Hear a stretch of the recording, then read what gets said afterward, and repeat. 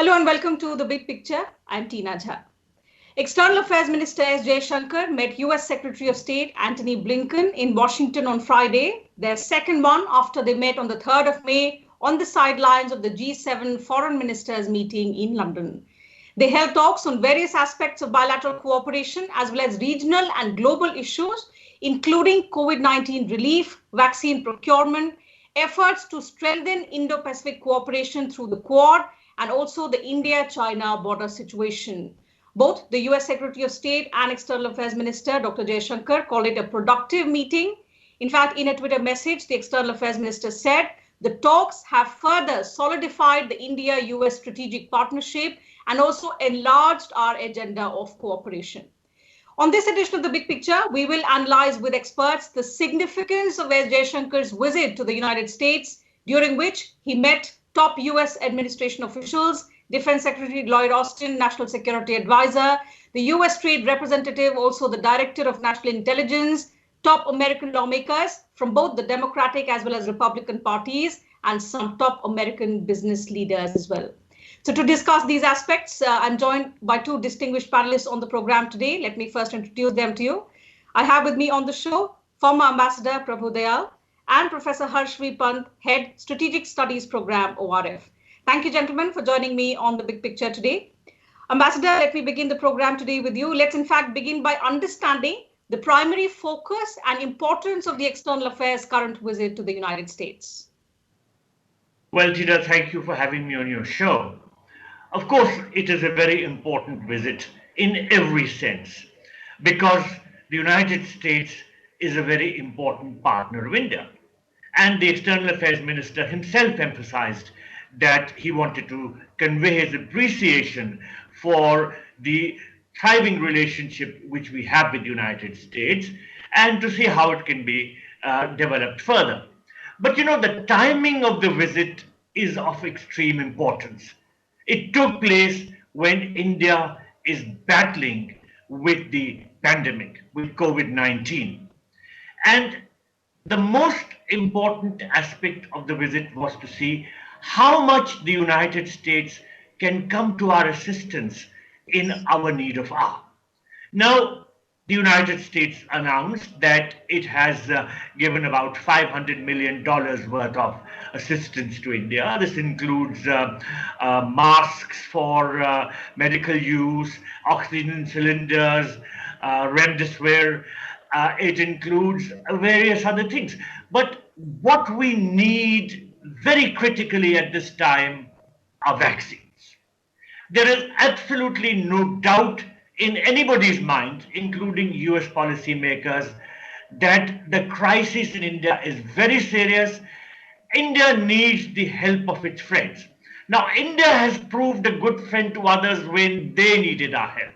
Yes. And we are standing at a very critical juncture when we have to make sure that as many of our people get vaccinated as possible, because while we can combat the epidemic in a variety of ways, the most effective way is to vaccinate your people.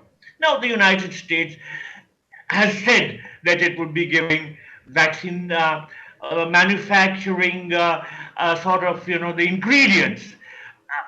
But there are about 80 million doses of vaccines, which has been said the United States is going to send out to other countries. This announcement was made about a month ago.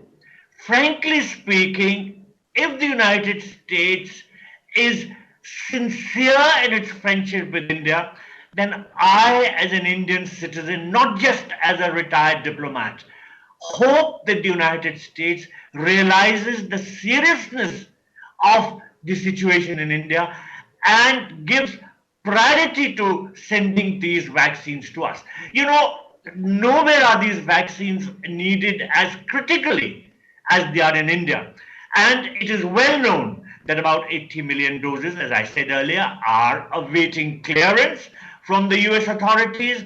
Therefore, I do hope that in the context of our External Affairs Minister's visit, there is some announcement that the United States makes that it is going to expeditiously send vaccines to India. Of course, the overall ambience was very good. The External Affairs Minister met the Secretary of State. He met the National Security Advisor, Jake Sullivan. He met a whole lot of people from the business community. He met other important leaders. What we want is that words should match action. And action would be sending us concrete vaccines. I do hope that the vaccine supplies are announced. That is what the timing of the visit would have indicated as the most important in the region to me. Okay, Professor, coming to you. So, of course, the issues related to the COVID pandemic in terms of the relief material and in terms of vaccines was central to this visit, was something that we knew, and this was the focus with which the External Affairs Minister had embarked on this visit to America. But now also with the United States, in fact, yesterday we heard the Secretary of State reiterating the support for India in its fight against the pandemic, saying that India stood by us when we needed help, and now it is our duty. We will at any cost stand by India now that India is battling this massive second wave. Does that in any way indicate that an India-U.S. vaccine partnership, which of course is very crucial for us at this time, could be announced soon?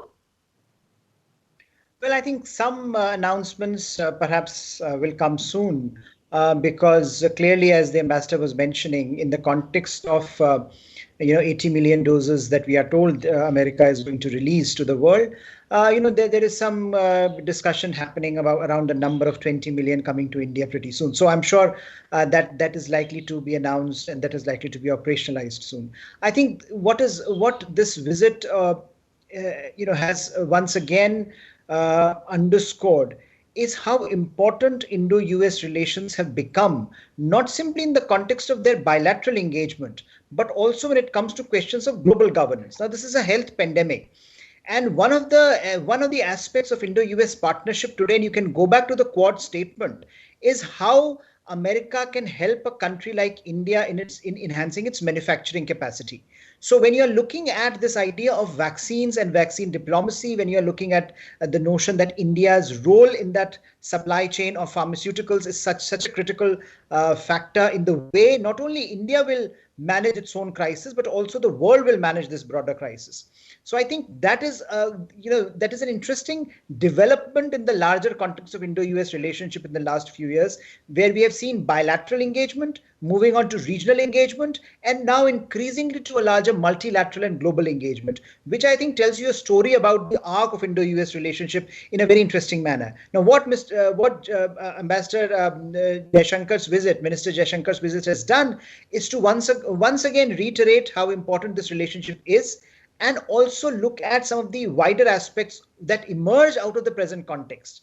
So vaccine diplomacy is clearly the focal point. But, from vaccine, this issue of vaccine, you have other issues which are interconnected. What is happening to global supply chains? How do you restructure global supply chains? What is happening to multilateralism? When you talk of China, COVID-19, WHO, can India and US engage there at a level where we do not only seek answers to some of these questions, but also look at global governance more broadly? So you have multilateralism, and External Affairs Minister was in New York before he went to Washington. So there, the UN was the focal point. Then you had the larger issue of what is happening in the region.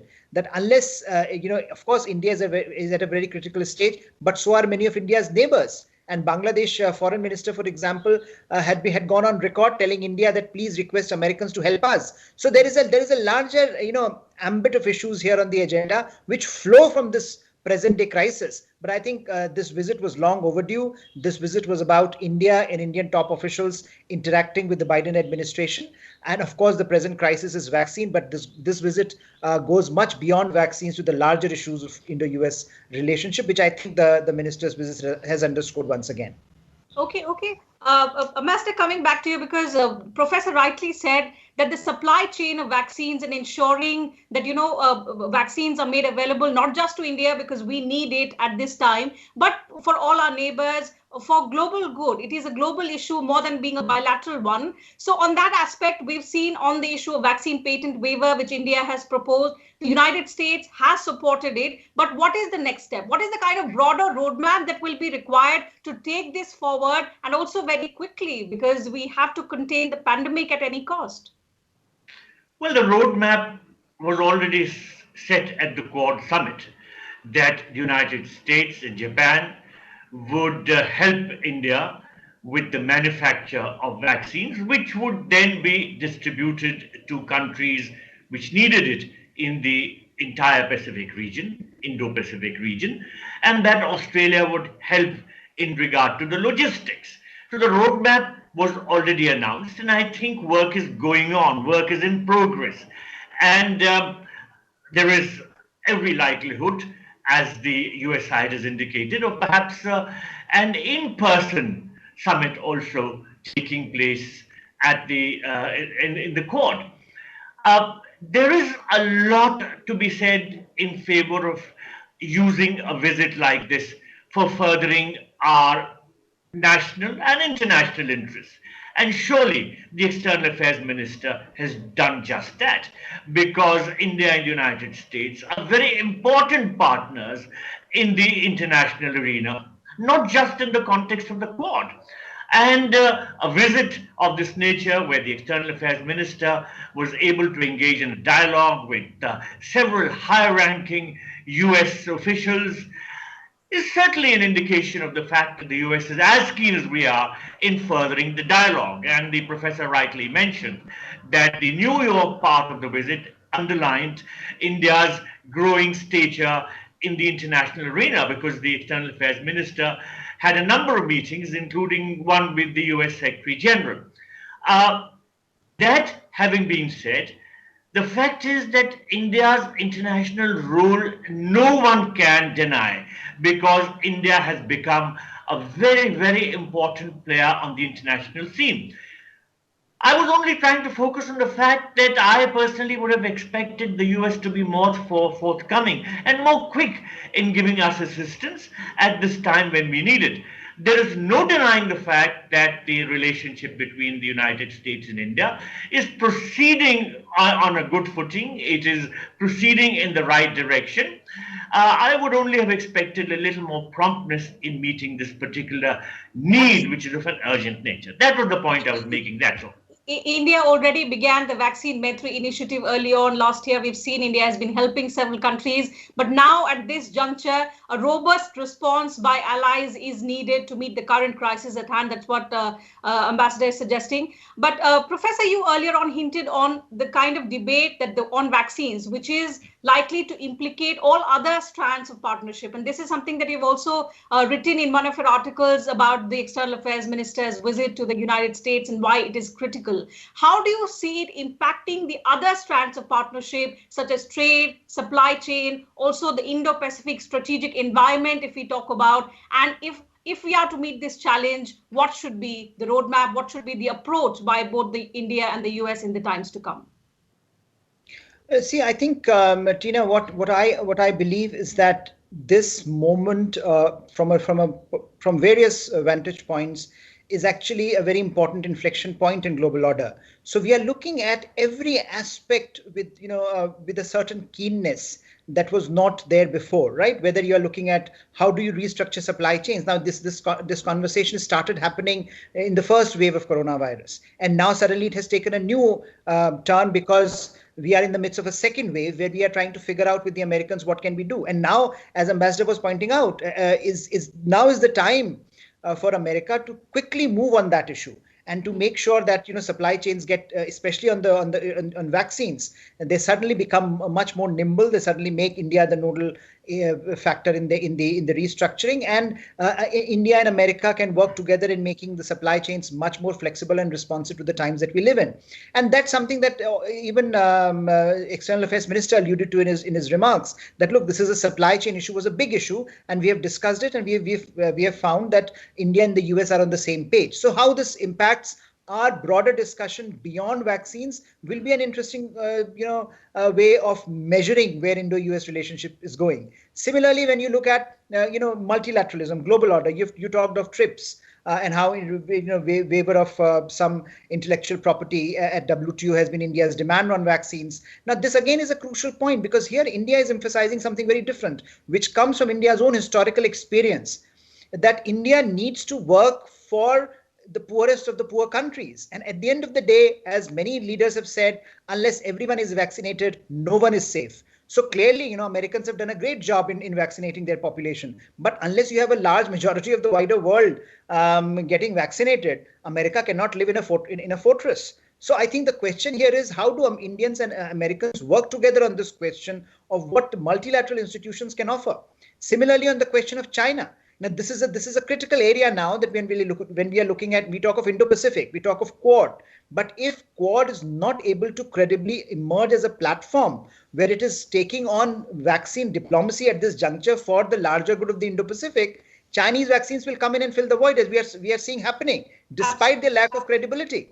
So, I mean, this is an interesting inflection point in that sense, that gives you a number of points of convergence which need to be explored between India and the US. I think Jaishankar's visit was clearly an attempt to do that. It came at a very important time. Despite this pandemic, he decided to make this in-person visit, which was long overdue. And I think the reason being that because the vaccine issue is now implicating so many of the other bilateral issues, which we started on a very strong footing with Quad, but if Quad is unable to deliver, then there'll be questions raised about Quad. So I think, as the ambassador is pointing out, the timing of response is going to be very, very critical, and the timing of this response is also going to decide how far not only Indo-US partnership goes, but also its impact on the global platforms, its impact on the global order, which is, I think, the one issue that both Indians and Americans are worried about. Certainly. And as Ambassador pointed out earlier, that words have to match action. But Ambassador, the biggest challenge even now is that despite the commitment from the United States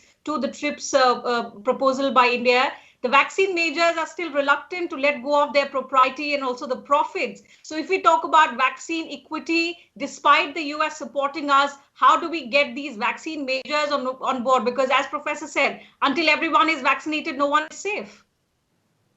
Well, I think most of the countries of the world are coming around to the view that patents have to be lifted and that vaccines have to be made available to whichever country is in need of it. So pressure will mount on the manufacturers, there is no doubt about it. India has a very big manufacturing capacity in itself. Of course, we need raw materials, and I must say that in that context, the US has been very forthcoming, and I understand that supplies of materials which are needed for vaccine manufacture have been coming from the United States or will be coming soon. The point is that the pandemic is one of the most important global challenges right now. The professor very rightly said that when India is facing, as it is not as if the thing could remain confined to India, it has something of a global nature, and therefore it has to be global action to match it in terms of counteracting it. And of course, India and the United States have been working together as global partners. And the External Affairs Minister pointed out that one of the reasons for his visit was to express our appreciation for the very strong solidarity which the United States has been showing towards India in terms of working in all areas, including in regard to fighting the pandemic. But of course, much work remains to be done in regard to overcoming the pandemic here at home. We have put all our energies. India has been under lockdown. India has tried to vaccinate as many people as possible. In fact, I think we are next in terms of vaccinations after the United States. So we have done a very good job within our resources. At this critical time, we need our friends to augment our capacity to fight the pandemic. We will join hands with others to fight global situations, whether it is expansionism on the part of China or whether it is a pandemic emerging in some other parts of the world. We have been more than forthcoming. But when we need assistance, I would think our friends should be forthcoming too. Absolutely. And when the External Affairs Minister says that India will play a big role in shaping the big debates of the current times, there is a lot more that India, together with its allies, can do as far as boosting global resilience against this pandemic is concerned. Professor, coming to you for one last question, because a lot of other issues were also discussed between the External Affairs Minister and the US Secretary of State. on the emerging possibilities for the India-U.S. cooperation in regional and multilateral domains. So what are these areas where we can, explore possibilities that can deepen our cooperation? I think, Tina, this is going to be one of the most exciting avenues for cooperation because this has not been explored before. We have been on the, on the two different sides of this equation on multilateralism. India had been reluctant. We often, protested against multilateralism being used as an instrument by some of the more powerful countries. But now India itself is moving in a direction where India feels that certain aspects of multilateralism can be harnessed for India's developmental needs as well as for the larger issues of global governance. And I think that is where the synergy that has developed between the two countries that emerges out of a similar geopolitical understanding of the situation. The idea being that, you have some countries that are gaming this multilateral system, that have used and exploited this multilateral system to their advantage and to the disadvantage of others. And therefore, for India and America that believe in certain kind of transparency, it is important to work together. So you see a lot of convergence happening from climate change, climate finance, environmental issues to the larger issues of, just basic health policy, health governance. So on a broad range of issues where America has been supporting India, again, whether it is UN reforms, whether it is more proactive voice at the WHO, and now standing with India on this issue of patents and intellectual property at WTO. These are interesting developments which I think will be harnessed by the two nations to work together and to make sure that a partnership that is based on solid bilateral engagement also becomes a vehicle for larger global engagement, which I think at the moment the world needs, given the paucity of leadership, given the challenges of pandemic, and given the fact that certain countries are more than happy to dismantle the existing order. Both America and India don't like that or would not prefer that. And I think their partnership therefore is natural, and all the things on multilateralism that Minister Jaishankar discussed with his counterparts in America, I think are a precursor of things to come.